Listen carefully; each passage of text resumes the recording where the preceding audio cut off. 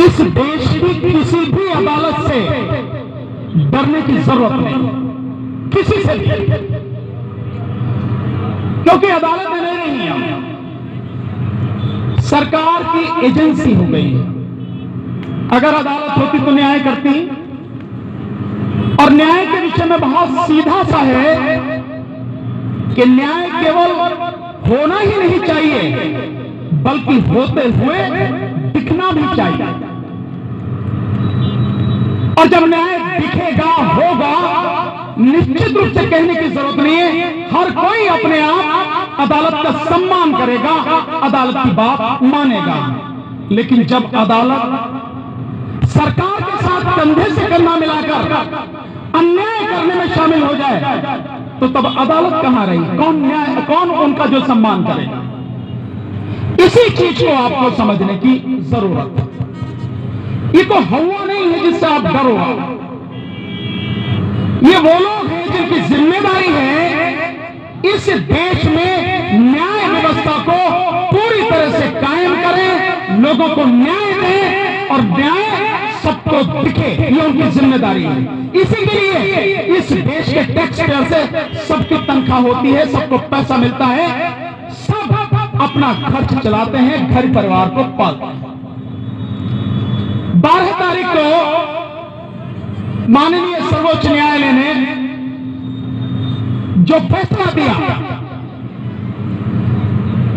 आज मैंने वो फैसला कुछ पढ़ा, क्योंकि जो मेरे पास आया पूरा साफ नहीं था, लेकिन कुछ पढ़ा, पर उसको पढ़ने के बाद मुझे बहुत अफसोस हुआ, और मैं बहुत विश्वास के साथ कह सकता हूं कि देश की सबसे बड़ी अदालत ने ऐसा फैसला दिया है जो देश की सबसे निचली अदालत का मजिस्ट्रेट भी दे नहीं सकता, ऐसा फैसला दिया है। तो अदालत का क्या स्तर रह गया है सुप्रीम कोर्ट का, आप इससे अंदाजा लगा सकते हो। आप कहोगे यार सुप्रीम कोर्ट के खिलाफ बोल रहा, नहीं, मैं किसी के खिलाफ नहीं बोल रहा हूं, उसका आदेश है, और सुप्रीम कोर्ट के हर आदेश, हर जजमेंट पर इस देश के किसी भी व्यक्ति को एक सार्थक चर्चा, उसकी समालोचना, आलोचना, प्रत्यालोचना करने का पूरा अधिकार है, और उसी अधिकार के तहत मैं ये बात आपके सामने रख रहा हूं। साथियों, जो मैं कह रहा हूं आपको भी कहने का अधिकार है। अदालत के सामने 3 मसले थे। एक, ये किसान यहां बैठे हैं, इन्होंने रोड जाम कर रखी है, लोगों को दिक्कत हो रही है, रोड खुलवाई जाए। एक था इतनी मात्रा में किसान है, कोरोना फैल जाएगा, महामारी फैल जाएगी, इन्हें हटाया जाए। और एक था कि ये तीनों कानून जो कृषि के हैं, इन कानूनों को रद्द किया जाए। अब आपको समझना यह जरूरी है, कोर्ट तो नहीं समझी। अगर कोर्ट समझती तो ये हाल होता नहीं। कोर्ट नहीं समझी कि उसकी जिम्मेदारी क्या है, उसके अधिकार क्या है, उसे क्या करना था, और वो करने क्या लगी है। कोर्ट की जिम्मेदारी थी कि ये जो तीनों कानून हैं, क्या ये तीनों कानून संवैधानिक हैं या नहीं, क्या इनकी कॉन्स्टिट्यूशनल वैलिडिटी है, यानी संवैधानिक वैधता है या नहीं। सिर्फ इतना काम करना था। साथ में इसके इतना और कि क्या केंद्र सरकार को इन कानूनों को बनाने का अधिकार है या नहीं, और अगर नहीं तो क्या केंद्र सरकार ने राज्य से सरकारें हैं उनके अधिकारों को छीन के जबरदस्ती तो कानून नहीं बनाया, और क्या जिस तरह से इन कानूनों को पास करने की प्रक्रिया राज्यसभा में अपनाई गई वो वाकई में संवैधानिक थी या नहीं। और एक सिर्फ ये बात, क्या ये कानून देश के हित में है या नहीं, इतना ही तो डिसाइड करना था। लेकिन कोर्ट क्या करने लगी, अगर आप लोगों ने, मैं अब उनकी बात कहता हूं, जस्टिस मार्कंडे काटजू जो सुप्रीम कोर्ट के चीफ जस्टिस रहे हैं, उन्होंने हैदराबाद की एक यूनिवर्सिटी है उसके वाइस चांसलर हैं फैजान मुस्तफा साहब। फैजान मुस्तफा साहब से आई है तो उसमें उन्होंने कहा, और मैं उन्हीं की बात आपको बताऊंगा, और यह बहुत गंभीर मसला है। देश की अदालत इस तरह से काम करे, मैं समझता हूं यह सरकार जितनी खतरनाक काम कर रही है उससे बड़ा खतरनाक काम तो देश की अदालत कर रही है। इससे गंभीर और कोई स्थिति हो नहीं सकती है। तो फैजान मुस्तफा साहब से बात करते हुए जस्टिस काटजू ने कहा कि कोर्ट को केवल यह देखना था कि इसकी कॉन्स्टिट्यूशनल वैलिडिटी है या नहीं है। कोर्ट तो राजनीति कर रही है। राजनीति क्यों कर रहे हो भाई? ये जस्टिस काटजू के शब्द हैं। कोर्ट को राजनीति नहीं करनी, न्याय करना है। और जो कोर्ट ये कहती है कि वहां पे बुजुर्ग बैठे हैं, महिलाएं बैठी हैं, बच्चे बैठे हैं, लगता बड़ा दर्द है, कोर्ट को हमारा बड़ा दर्द है। लेकिन अगर आपको दर्द है और ये जो आप घड़ियालू आंसू बहा रहे हो, ये मगरमच्छ के जो आंसू आप दिखा रहे हो, तो ऐसा काम भी तो करो भाई। जो करने का है उसे करो, जो करने का नहीं है उसे काहे क्यों कर रहे हो भाई? यही होना चाहिए कि नहीं होना चाहिए? कोर्ट ने काम नहीं किया, और जो काम कोर्ट ने किया है ऐसा काम इस देश में पहले कभी नहीं हुआ। कोर्ट ने जो आदेश पारित किया है उस आदेश में एक बड़ी मजेदार बात लिखी है, पढ़ने से पता लगता है कि क्या कोर्ट कर रही है। कोर्ट ने कहा ये कमेटी तो हमने अपने लिए बनाई है, 4 लोगों की कमेटी बनाई। ये 4 वो लोग हैं जो प्रिंट मीडिया में, जो इलेक्ट्रॉनिक मीडिया में, हर जगह इन कानूनों की जो इनकी तरफदारी करते हैं, सरकार की बात को सही मानते हैं, इन कानूनों को सही मानते हैं और खुली बाजार व्यवस्था का समर्थन करते हैं। ये वो लोग इनकी कमेटी बनाई, जिनमें से एक चले गए, छोड़ दिया उन्होंने, भूपेंद्र सिंह मान साहब ने। और पता क्यों छोड़ा? क्योंकि उनको जो भारतीय किसान यूनियन थी पंजाब में, जिसके ये नेता थे, उन्होंने पहले इनको साथ ही बिठाना बंद कर दिया था क्योंकि राजनीति कर रहे थे, और अब उसके बाद में उन्होंने निकाल दिया। जब निकाल दिया तो इन्होंने इस कमेटी से भी इस्तीफा दे दिया। 3 लोग रह गए। और उस कमेटी के विषय में कहा है कि इसलिए बनाई है ये कमेटी हमें बताएगी कि इसमें से किस प्रावधान को हटाया जा सकता है। आप समझ रहे इस बात? किस प्रावधान को कानून में से हटाया जा सकता, मतलब संशोधन किया जा सकता है। तो संशोधन करने की बात तो सरकार ही कर रही है, अब कोर्ट भी यही बात कर रही है। तो क्या माना जाए कि कोर्ट ने आदेश देने से पहले सरकार से पूछ लिया था कि क्या करें भैया? तो जो सरकार कह रही है वही कोर्ट कह रही है। इसका मतलब यह है कि सरकार के साथ में कोर्ट पूरी मजबूती से खड़ी हुई है और वही कर रही है जो सरकार चाहती है। तो क्या न्याय मिलेगा? नहीं मिलेगा साथियों। इसलिए मैंने बार बार कहा है, लगातार आप मेरी कई वीडियो देखोगे, मैंने बार बार कहा इस देश की अदालतों पर कम से कम मुझे विश्वास नहीं है, क्योंकि यहां पर न्याय नहीं होता है। अदालत को वो काम करना था। और जब कहते हो बूढ़े बच्चे और यहां पर महिलाएं बैठे, तो आपको रात दिन लगा के हर दिन सुनवाई करके 2-3 दिन में इसको खत्म करना था मामले को। आपने इसकी डेट भी लगा दी है कि कमेटी 2 महीने में आपको रिपोर्ट देगी और कमेटी 10 दिन में अपना काम शुरू करेगी। इसका मतलब हुआ 2 महीने 10 दिन ये मामला कोर्ट ने ही टाल दिया।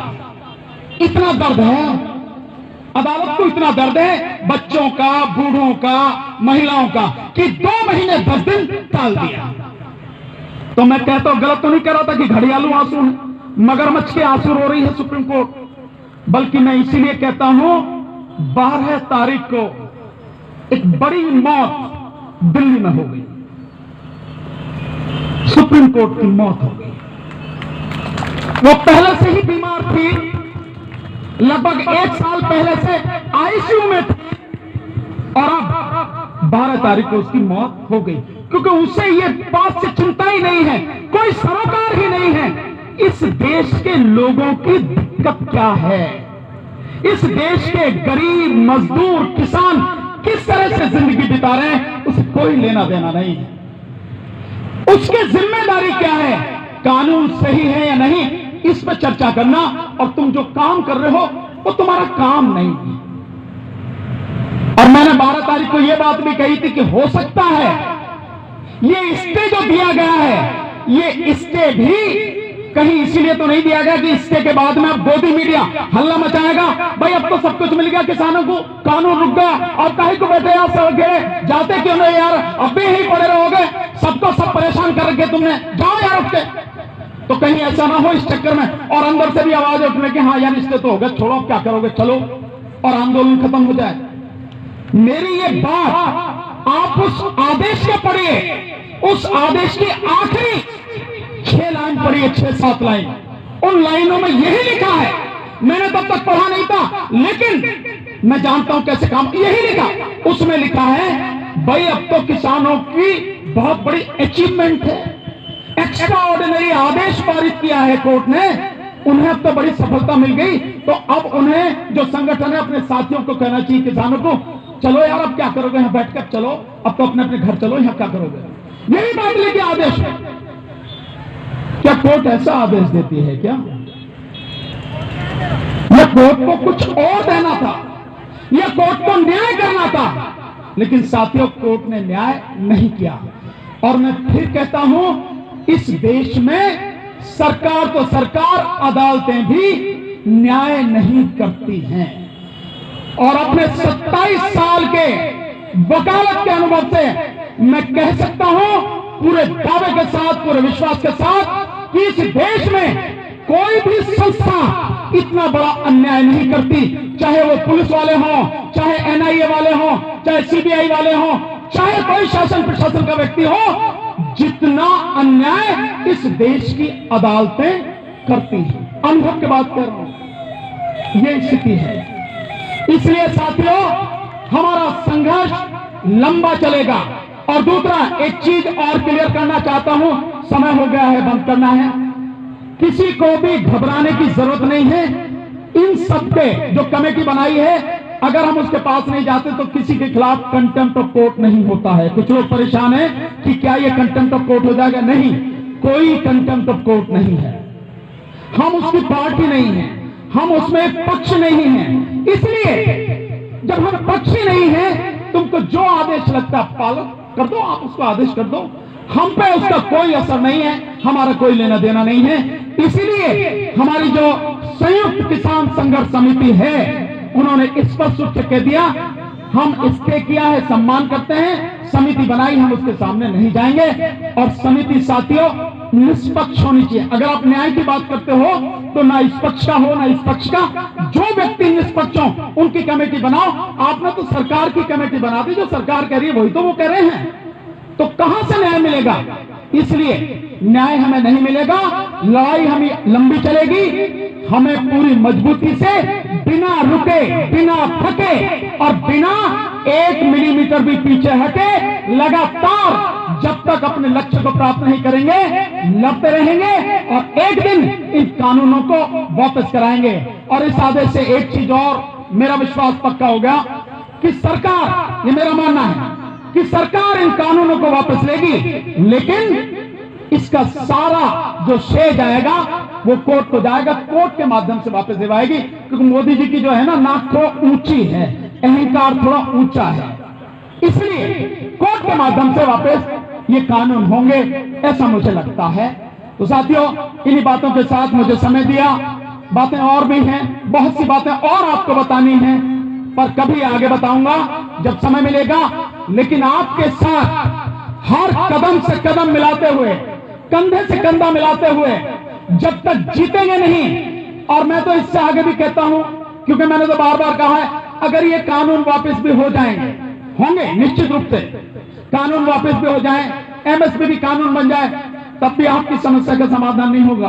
क्यों?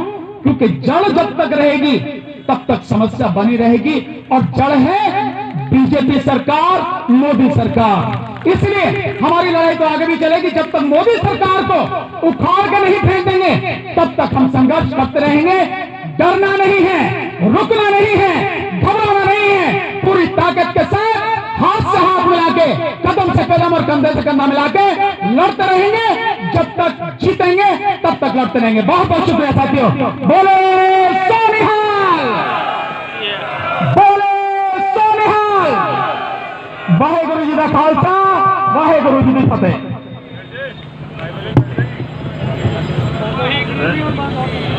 धन्यवाद। वकील साहब ने बहुत सारी जानकारियां हमारे किसान भाइयों को दी हैं।